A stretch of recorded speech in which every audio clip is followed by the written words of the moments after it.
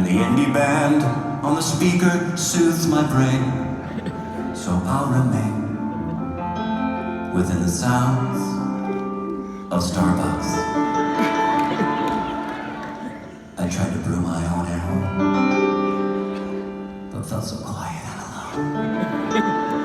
I need to be here with the morning rush, with the leather chairs are soft and plush, and I'll drink a grande cappuccino with a pumpkin scone.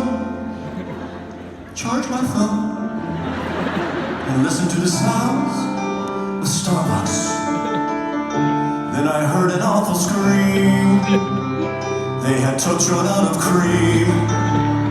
A new employee spilled the coffee grounds, and the Wi-Fi went completely down.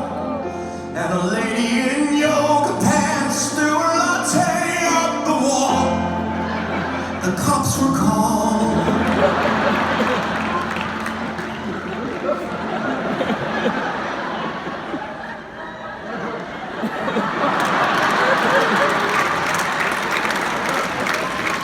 In came the sounds of sirens.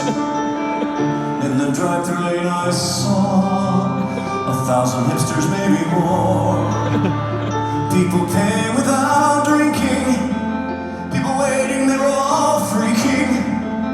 People going off 'cause they couldn't get a caramel frap. Holy crap.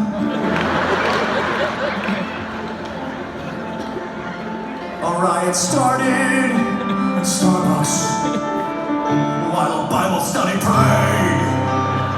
Baristas formed a barricade. The manager cried out a warning to the angry mob that was forming. And he said, I checked Google Maps, there's another one across the street.